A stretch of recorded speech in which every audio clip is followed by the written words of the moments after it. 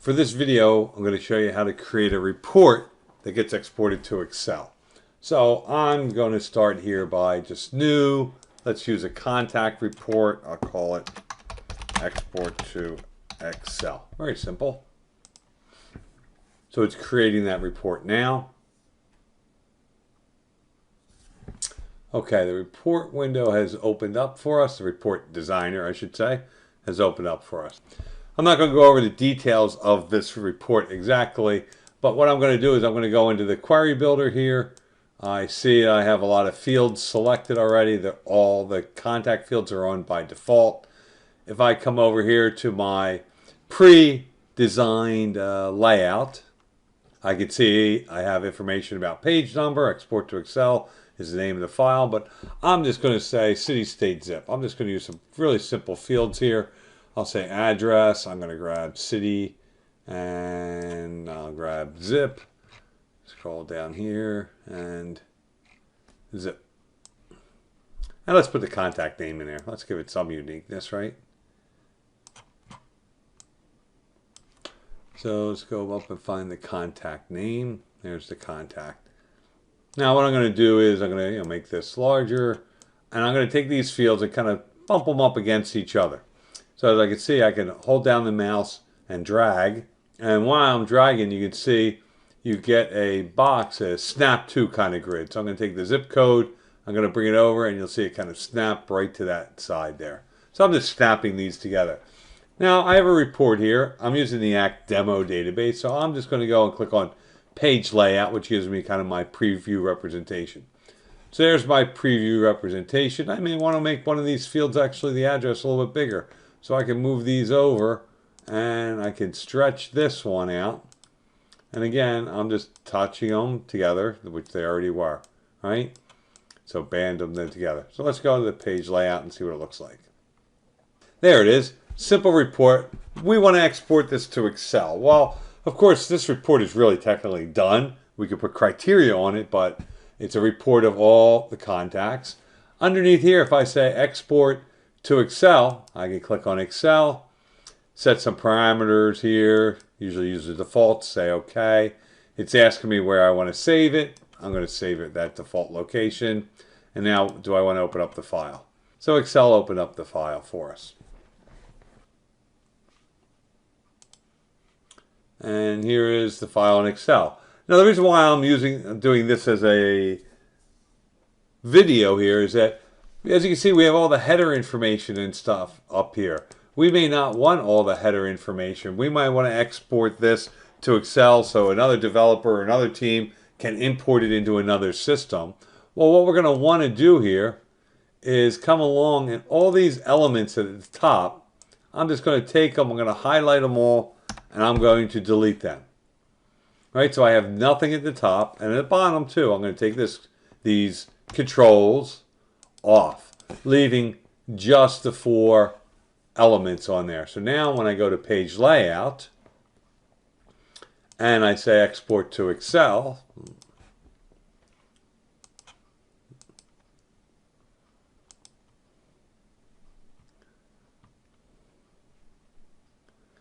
now that you see that row number 1 is the first entry of the row.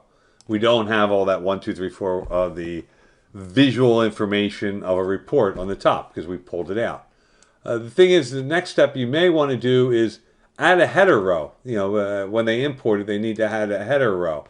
So I want to add labels to the top over here. So if I go over to my toolbox here, I have just a label control, and I'm going to drag the label control on the top. And I'm going to take this label control and make it just as wide as the contact. So I'm going to do the same thing for these other fields. And I'm just going to get labels, labels, and another label. Now these labels, if I highlight this, I can make them different font colors and sizes and everything else like that. If you click on the property grids, you're going to see all this good information over here. And here's the text, label 1. So I'm going to want to change the text of label 1 to say the contact. And I'm going to click off of that, and you see it changes to the contact. Well, there's a quicker way to do it on the surface here. If I just go to label and I double click it, it allows me to go right into that text box. and I can just edit in that text box.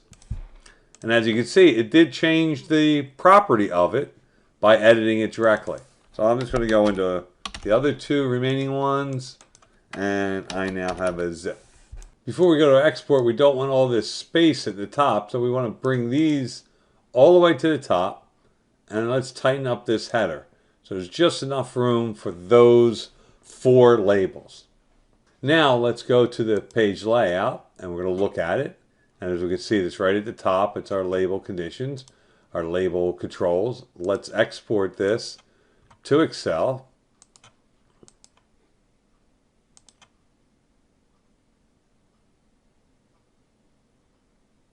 And now we can see that our top row has the field names in them. Contact, address, city, state, zip.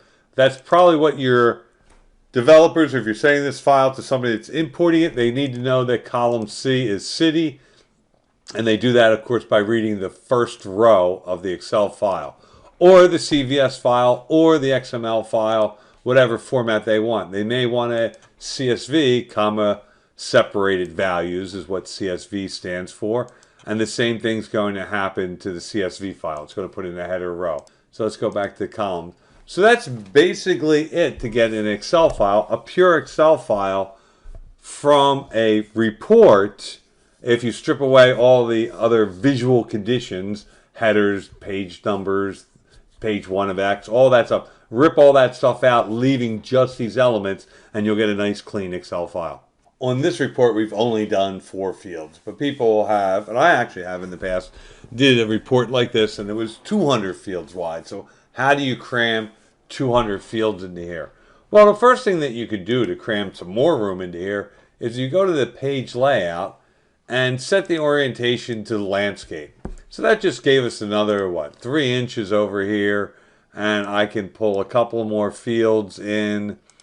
So I wanted the address to field. And we would follow the same parameters to set that up. But again, how did you fit 200 fields under here? Well, this is really not a page anymore. It's a representation of a page in a report writer, but we're not really using it to hit the printer or whatever. So if I come along and just click anywhere like on here, the gray area underneath of it, and I'm going to make this a bit bigger for us. And I go to the property grid. So the property, again, if you remember from before, is it shows you the property of all the different elements, like we change address. But again, if I click down here, it's giving me the properties of the report, of the page, you'll say, the top level items. And down inside of here, you're going to see things like, margin and whether it's landscape and all things like that. So over here in the property of the page, we see it's set to landscape. And landscape has a hard format. It's the landscape, 11 inches, 14 inches, letter, legal. What I'm going to do is I'm going to change this from paper kind of letter. And again, that's where we would find legal and things. But we're also going to find one in here that says custom. Custom.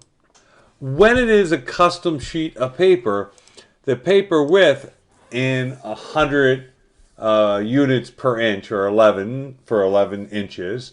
But I may need like 40 inches in here to fit all the rows in here. So I changed that to 40 or 4,000. And what you're going to see happen in here is I now have all this row. So I really have representation wide, a 40-inch wide sheet of paper. Again, we're never going to hit paper. We are going to send that to Excel. And you can sit here and keep building up column by column field list.